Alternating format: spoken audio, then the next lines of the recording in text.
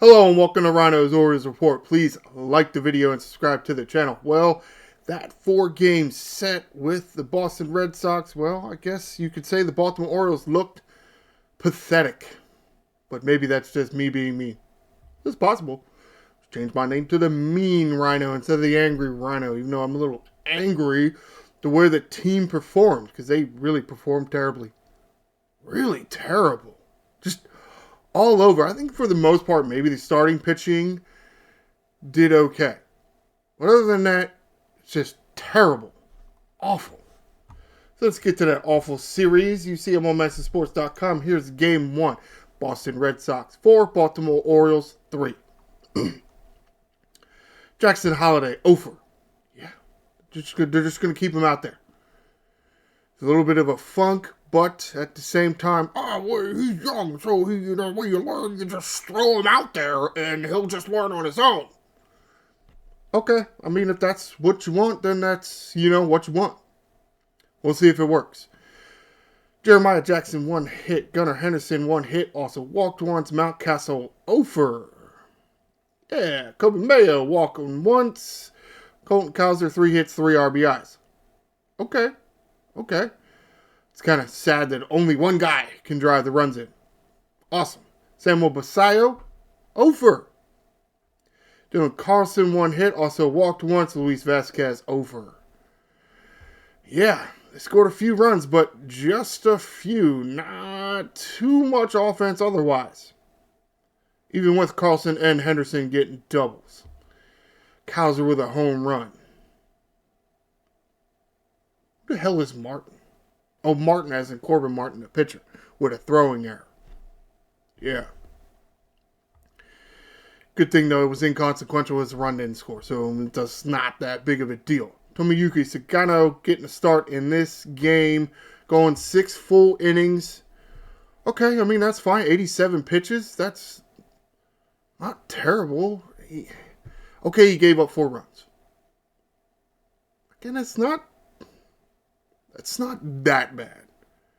If the offense could do something, work will count. Get a base hit. Move runners over. Move them in. Things would go differently. 6 full innings pitched for Tomoyuki Sagano does give up the 6 hits and the 4 runs. Only 2 walks, which is fine for a 6-inning performance. Only 2 walks, that's, striking out 6. So the back half of that is fine. It's the 4 runs that you don't really like. Grant Wolfram in for 2 innings of work, pitching the full 7th and the full 8th. No hits, no runs, no walks, 2 strikeouts. Okay. Corbin Martin in for the 9th inning, pitching the full 9th inning, does give it the hit, but no runs, no walks, 3 strikeouts. So for the most part, the pitching staff kept you in the game. Okay. As a whole, they gave up 4 runs. In today's Major League Baseball, that's not terrible. It's not. It's a very winnable game.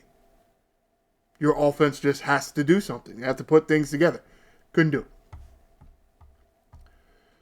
Somewhat of a theme here in this series, I believe. Here we go to game 2. Boston Red Sox 5, Baltimore Orioles nothing. But apparently the Boston Red Sox have a very good pitching staff. Why exactly the Orioles don't, who knows. Injuries, piss poor decisions in the offseason, piss poor acquisitions overall, piss poor training staff or teaching staff. Oh, just throw them out there, they'll learn. It's kind of, I get the sense hearing some of these post-game press conferences or even pre-game press conferences, that's kind of what they do. That's their major thing. I'll just throw them out there, they'll learn. Okay. Jackson Holliday, over, but he walked once. All right, well, he got on base somehow. All right. Jeremiah Jackson, 1 hit. Gunnar Henderson, over, struck out 3 times. So weird, man. I wonder if he'd spent most of the season in the leadoff spot. I wonder how it'd be. So weird. Gunnar Henderson's just a weird hitter. He's a fairly decent hitter. Most of the time, anyway. But he seems to really thrive in a leadoff spot. I don't understand why. But apparently you put him in a 3-hole, he can't do nothing.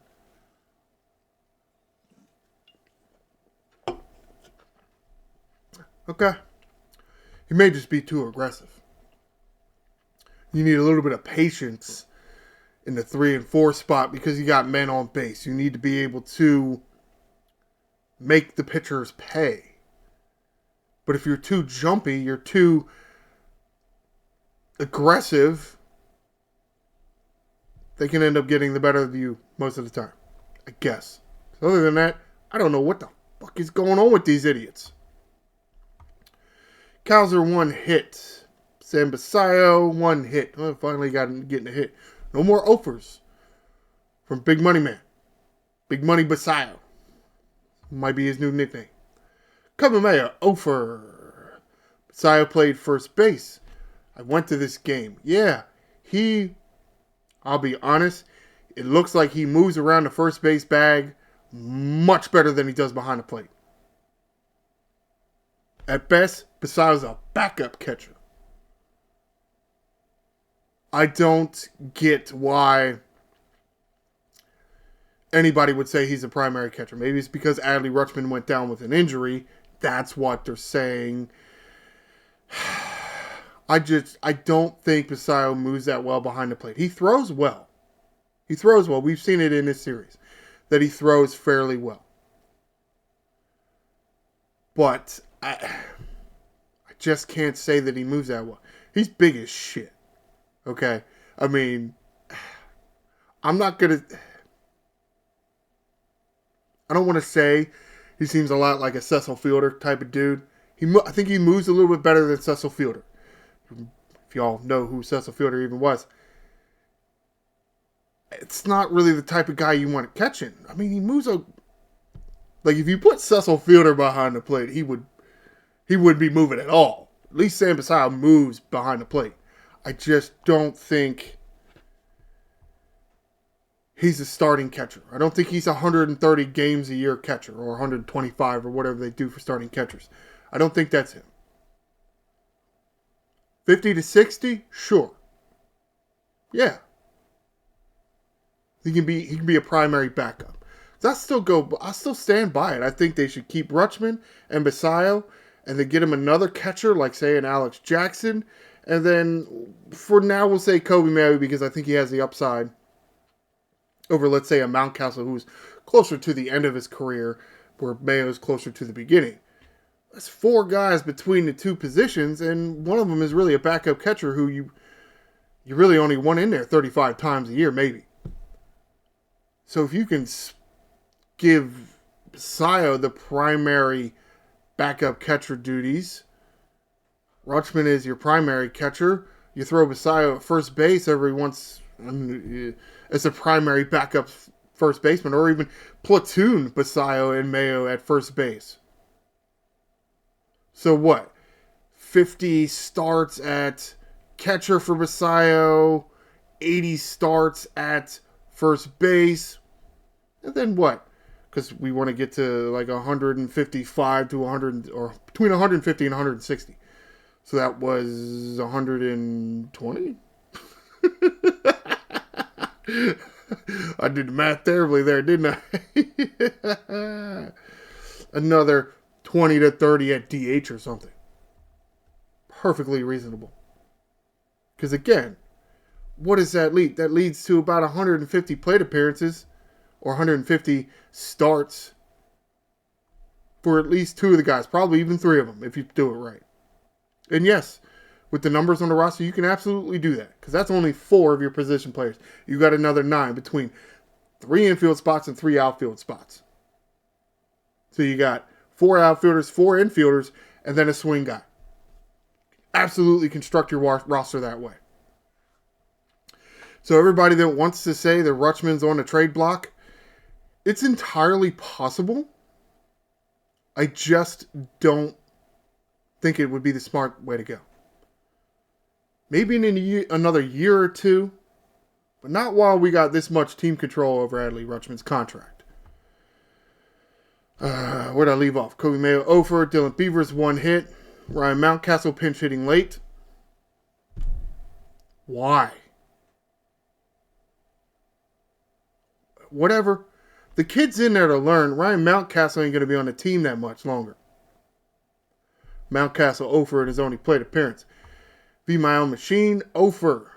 Alex Jackson 2 hits. Beavers with a double. Kyle Bradish got the start in this game. Yeah. Well, luck of the draw that this is the game I went to. Very pleased with the starting pitching, not necessarily the relief pitching. To a certain extent, it's more about who they selected to come in relief, but whatever, man. Whatever. Excuse me. Bradish looked really good.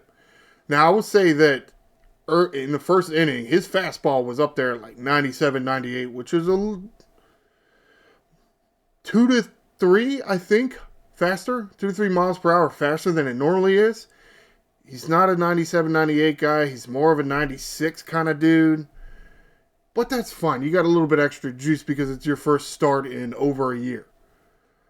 I think he fared fairly well. Now, I don't know if any of this, the strikeouts or, the velocity, if any of that is going to go so far down in his next start that we won't see this kind of performance. But to a certain extent, this is what we had come to expect out of Kyle Bradish. Kyle Bradish, when healthy, is a perennial Cy Young candidate. Hopefully this all continues. Bradish going 6 full innings, doesn't give up 4 hits and 2 runs, 2 solo home runs, which, yeah, of course, you would rather it be zeros, but through 6 innings, he only gave up 2 damn runs. Come on now.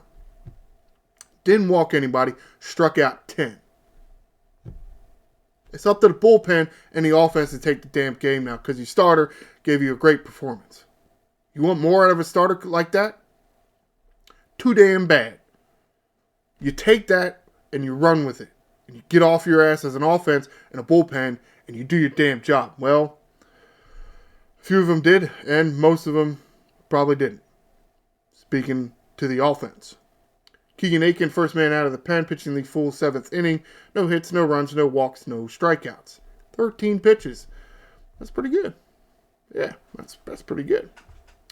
Yama Geraldo, next man out of the pen. Yeah, didn't go well for Geraldo. Trying to pitch more than an inning. Why? Tony Mansalini, you got 8 dudes out there in the damn bullpen. And when you drop Brandon Young, one of your starters, and you bring in another reliever, you got more than that. You got 8 men out there in the pen. Why are you trying to push one guy more than an inning? Why? I'm telling you, some of these bullpen guys ain't pitching enough as it is. Look, maybe if you were consistently having to throw 4, 5, 6 innings with your damn bullpen, maybe you could argue that this is the way to do it. This isn't the way to do that. Not with Yama Geraldo. No. You gave up the game here. Geraldo pitching an inning and a third, so the full 8th inning and then 1 out in the 9th, giving up 4 hits, 3 runs, 1 walk, 1 strikeout. It's not the guy to be playing games like this shit with. Sure, there have been occasions where he's looked fantastic. He is too young as a relief pitcher. Be doing shit like this with him. A guy like Keegan Aiken or even a guy like Cano would get off his ass and pitch right. Makes sense. Because he's been doing it for a long time. Not Geraldo. Whatever. Speaking of Cano, coming in to get the final 2 outs of the 9th inning. Able to do so, but not before giving up a hit. Wonderful. But no runs charged to Cano. He didn't walk anybody, he didn't strike anybody out. So that's fine. 8 pitches for Cano. But again, the offense has to.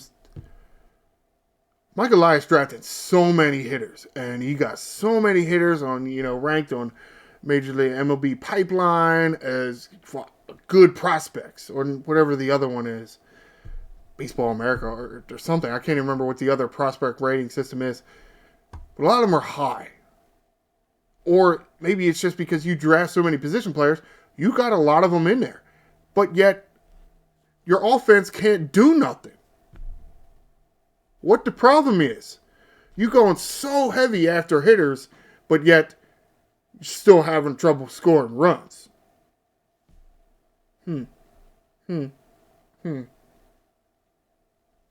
Interesting. Okay. Game 3, Boston Red Sox 3, Baltimore Orioles 2. Jackson Holliday, over. Yep, we're going to keep putting him in the leadoff spot.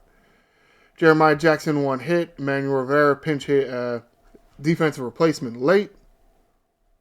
Sure, I guess that makes sense. Emmanuel Rivera is a little bit better defender. Rejoined the team. Yeah, it's fine. I mean, Rivera deserves some playing time, too. Over in his only plate appearance. Gunnar Henderson, over. Ryan Mountcastle, over. 3 strikeouts. Colt Kaiser, over. 3 strikeouts. Samuel Basallo, over. 2 strikeouts. Kobe Mayo, 1 hit. He struck out twice, but, I mean, hit's a hit. Dylan Beavers, 2 hits, an RBI, and a walk. There you go. About time, Dylan Beavers. Even though you're hitting it like the 8 order. If you were batting 8th against an Orioles pitching staff, you would have had 50,000 hits by now because Orioles pitching staff does terribly against the bottom of opponents' lineups, which is weird. Carlson hitting an RBI. Carlson, Jackson, and Beavers with doubles. Yeah. Okay. Henderson stole another base. So you got a lot of guys in scoring position there. And not too many runs, but it's whatever. This game here, this Wednesday game, they did a opener. Because, I guess, they wanted to give this guy Roansy, assuming I'm Roansy Contreras, a shot, see what he can do. Now, he's a righty, ends as a lefty. Yeah, you announce that you're going to put a righty in there, and then it's like, oh, then they put a bunch of lefties in our lineup, which the Red Sox didn't really do that much. But then you make ends start, or you make ends open. It's a fairly useful tactic, and it seemed to really work out well here. Ends able to go 2 2/3, throwing 34 pitches, which is pretty good for almost 3 innings. Yeah, I'll say that it did. It really worked out perfectly. What didn't work out perfectly, the offense didn't give any support, and Keegan Aiken blew it at the end. Dietrich Enns pitching 2 2/3 of an inning, so the full first, the full second, then 2 outs in the third. Does give up 2 hits and 1 run, but no walks, and then 3 strikeouts, which, yeah, it's a great performance there. Then Roansy Contreras coming in, getting the final out in the third, then pitching the full 4th, 5th, 6th, and 7th. Yeah, got a lot of length out of him. 71 pitches for Contreras. And all while giving up only 3 hits, no runs, only walking 1, which is great because his whip right there is less than 1. Less than 1 an inning being. And 2 strikeouts. He looked fairly well. Why am I saying how well he did? Because, of course, he's not on the Major League roster anymore. That's like the Baltimore Orioles front office. Yeah. Keegan Aiken. Closer. Even though he pitched the day before. You got all them assholes out there. All them assholes. And you pick one of the guys, one of the 3 guys that pitched the night before. That's who you picked. That's who you picked? What are you, a fucking idiot? You've got to be stupid. Not Wolfram, Wolfram only threw 25 pitches Monday night. He's ready to go Wednesday. He's ready to go. Don't give me that bullshit. He was ready to go. I say even Martin would have been ready to go. But no.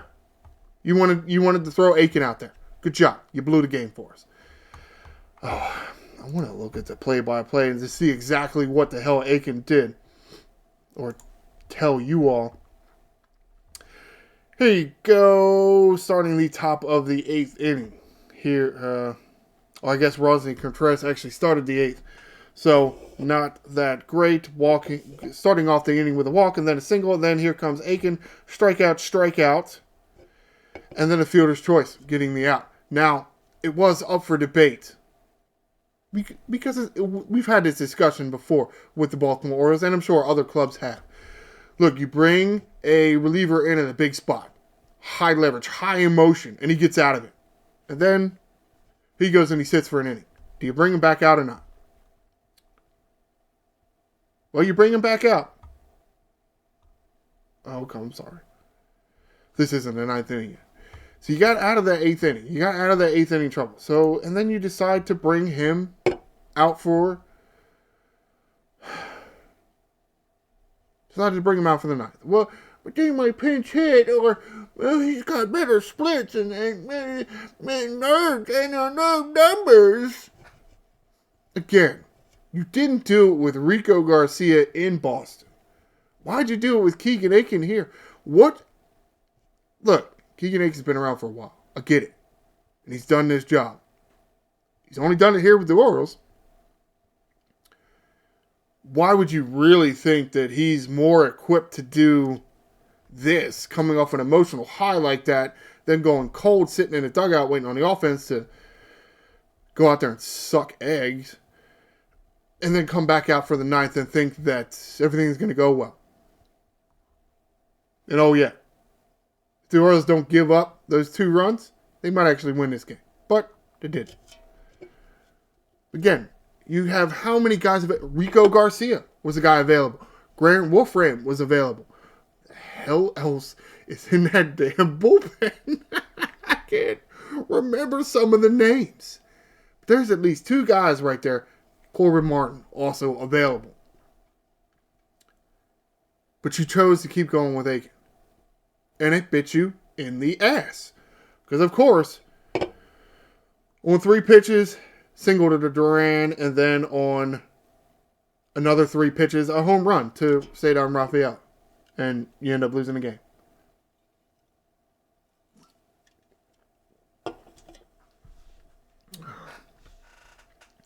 But they might pinch hit Romy Gonzalez earlier if I put in a righty and then put in a lefty.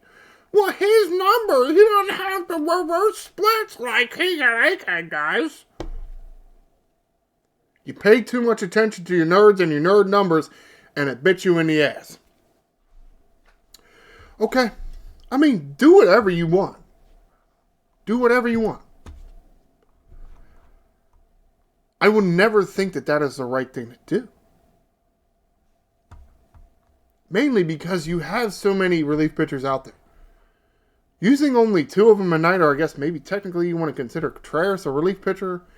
Using 3 of them a night, yeah, you're doing everybody else a little disservice because they're... Again, you got 8 roster spots for your relief pitching. Because you have 5 starters. Now, at some point, maybe you'll go to 6 starters. Hint, hint, wink, wink. So then it's like every 3 days. For some people. But not Keegan Aiken, apparently. He's going to go every other day. Because why? However. So yeah, Keegan Aiken final line, 2 full innings pitched, the 8th and the 9th, giving up the 2 hits, the 2 runs, the no walks, and the 2 strikeouts. Yeah. Well, hindsight is 2020. Wait for me to drop that one in there, wouldn't you? Well, I do want to mention this before I move on. Yeah, Aroldis Chapman here. Kevin Brown mentioned this, and this is still talking about Wednesday night's game. Back in Tuesday night's game, and yeah, I'm going all the way back here. Here, late in the game, you see the Red Sox get a 1 and then a 2 here, really here in the 9th where they get 2. Now, again, going into the 9th inning, it's 3-0. Well, when the Orioles come to pitch, who's probably going to pitch? When the Orioles come in to hit, who's probably going to pitch for the Red Sox? Their closer, Aroldis Chapman. So, you definitely want to keep runs off the board here, so you make the Red Sox use Chapman. Because then he's probably not going to be available for Wednesday, because then it would be 3 straight games. You don't usually do that. It will happen at times. You don't do that a lot of the times. Not against, a team that's 12 games below 500.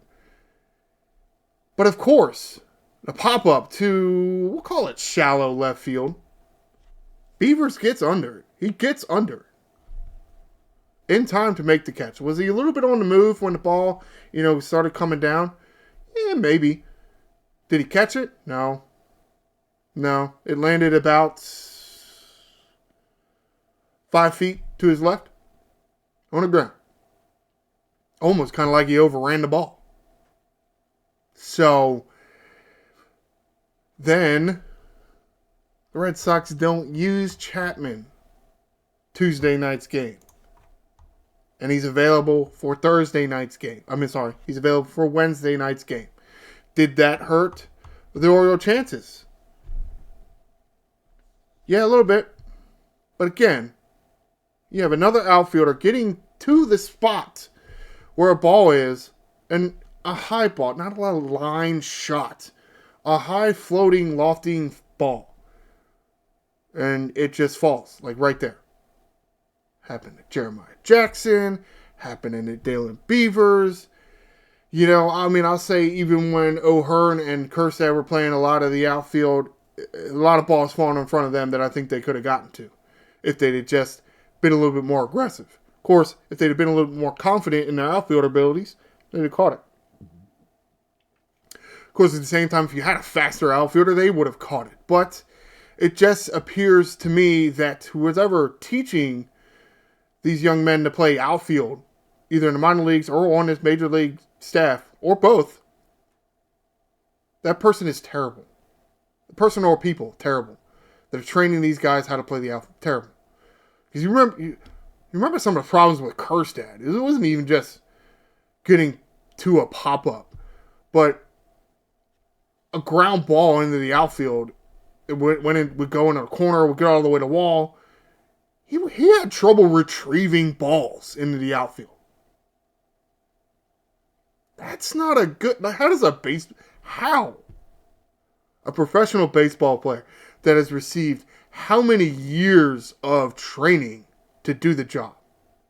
How do you look so bad? And then you come up with the ball and you just absolutely launch it over everybody's head. Over your primary cutoff man's head. Over your secondary cutoff man's head. Over your third baseman's head. Incompetence. That was the word. Remember that? All right, let's get to game 4. Yeah. Boston Red Sox 3, Baltimore Orioles 2. Jackson Holliday, 2 hits, finally breaking out of the slump. But he only gets 2 hits. He didn't even score a run. Jeremiah Jackson, 2 hits and an RBI. Gunnar Henderson, 0 for. Ryan Mountcastle, 1 hit. Emmanuel Rivera with the start at third base this time. Good job. Nice to see him in there. 2 hits. Oh, man. This is where it's screwed up here. Let's go. Reload, internet. Oh, you douchebag. I don't know why you would do that. Whatever. You saw the little... There we go. All right. Yes, Emmanuel Rivera with the start. Then Daniel Johnson coming in a pinch run. He's back. How is he back? Did I tell y'all he's back? When the hell did he come back? Shit. I can't remember if I told... I forgot the guy was back. Because you barely ever see him in there. Except for a pinch run. In the 4-game series, that's all we saw him. Yeah, I guess he was back this whole time. Because they DFA'd somebody or something. Who did they let... Shit. I don't remember how the hell he ended up getting back here. Did I? I think I did talk about it in that last video. I can't remember. They're moving this shit around so damn much. Daniel Johnson does not receive an at-bat because you need somebody to play the infield, and apparently that isn't... You want Vasquez to go in there for him and then go over the first base, and then you're going to bring Jeremiah Jackson in to play third base. Why not just leave Daniel Johnson in the game and swap Daniel Johnson and Jeremiah Jackson in their position? Because then it puts Daniel Johnson in the right field and Jeremiah Jackson in third base.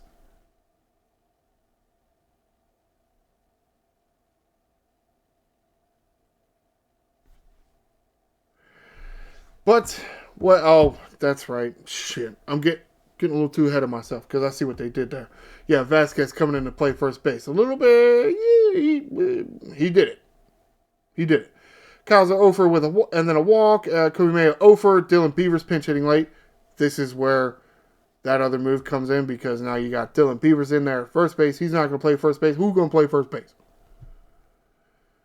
Yeah, so you throw Vasquez in there for Daniel Johnson, instead of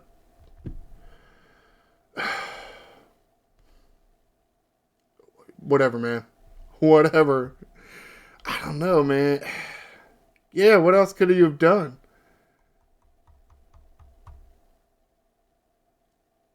I mean, Basayo. Yeah, why? Basayo was available in this game. Why don't you put Basayo in there instead of Luis Vasquez to play first base? So you can actually get a legitimate first baseman in there because, you're trying to win a game instead of, just getting your asses kicked. You wanted to see Luis Vasquez play first base? Why? Why? If he's your backup second baseman and shortstop and Manuel Rivera is your backup first and third baseman, what the hell do you need Vasquez to play first base for? You got Basayo. I mean, whatever, man. Do whatever y'all want. So yeah, Beavers pinch hitting for Mayo. Beaver goes to right field. Jeremiah Jackson go to third base. Daniel Johnson becomes Luis Vasquez, who pinch ran for Emmanuel Rivera and Luis Vasquez playing first base. Yep. Okay. Dylan Carlson hitting a walk. Alex Jackson hitting an RBI. Carlson, Jackson, Holiday with Carlson, Jackson, and Holiday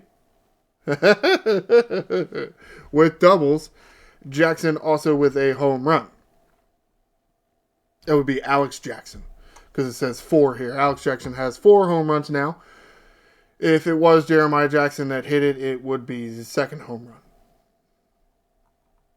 Kaiser stole a base. Good job. Way to show off the speed. K. Povich getting the start of this game.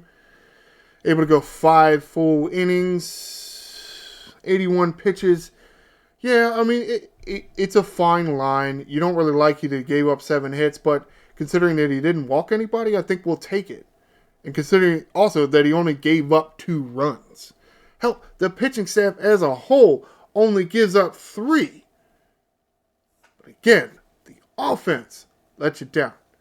And also, a game where Sam Basayo didn't come in at all. Though with Crochet going 6 and then Steven Matz at the end, those are both lefties. So that's 7 innings. The other 2, I'm not sure about. Povich 5 full innings does give it the 7 hits and the 2 runs, but no walks and 5 strikeouts. That's a good performance. Yeah, I'm liking that. He did get the Red Sox a rollover in 1 double play. At least I think that was him. Cade Stroud in for 2 innings of work, pitching the full 6th and the full 7th, throwing a total of 19 pitches.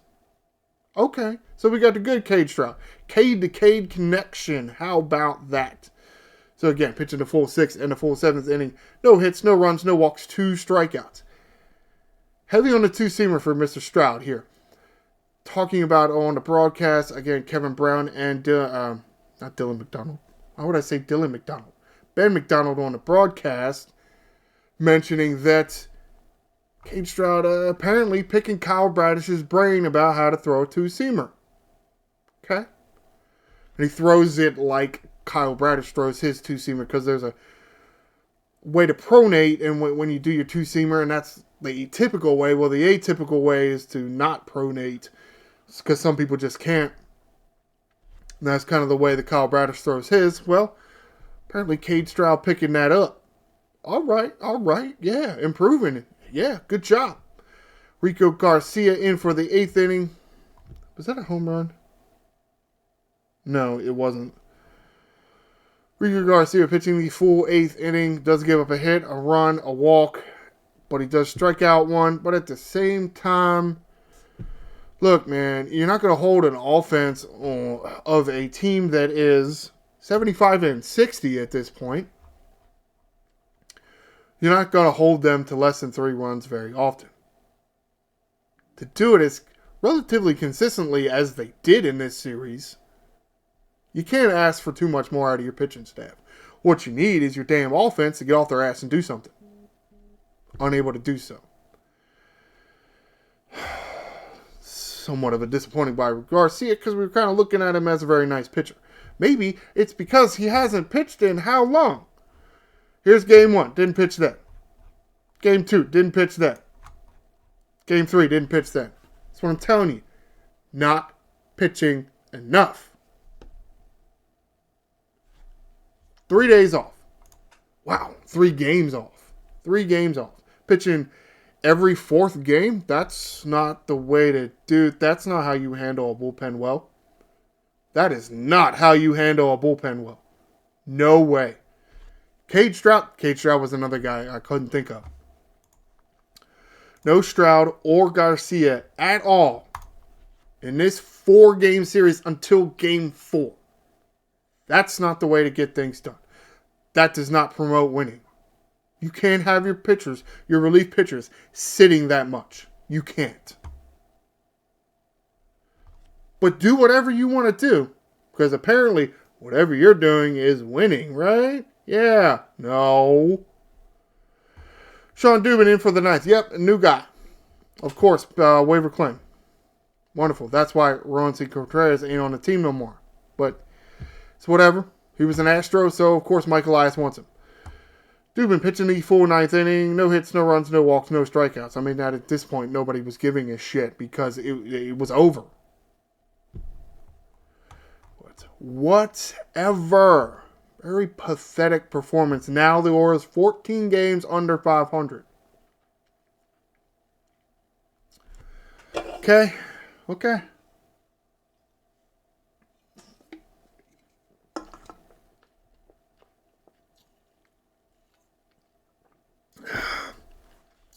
Again, do however you want. Let's get to some of these articles and news posts. This first one here by the Masson staff. Talking about Kyle Bradish coming off the 60-day injured list. And then Dubin being claimed off waivers.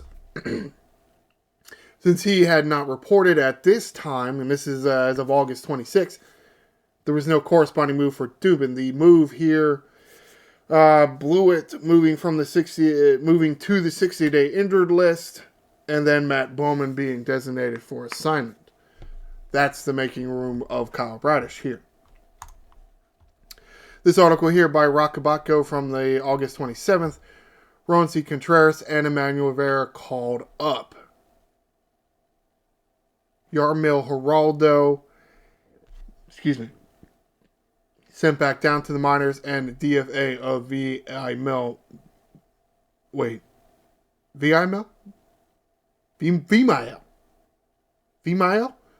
machine. Excuse me. Somewhat disappointing, but to a certain extent, I mean, you almost saw it coming. I mean, Machine hit the ground running with that home run, but then after that, really didn't see a lot of good defensive play and didn't see a lot of good at-bats. And you had Emmanuel Rivera down there, who's been down there most of the time this year, and it's just, the guy deserved a shot. Especially if you give Machine a week-ish time, and he doesn't really do anything. He doesn't really show you. He doesn't really show you that good at defense, and he doesn't really show you that he's taking that good at bats. Oh well, I am glad that Rivera is getting a chance, because I feel like Rivera is one of those guys that's on the bubble of he won't be sticking in the minor leagues. Maybe next year. Maybe starting next year, he won't be in the minor leagues too much.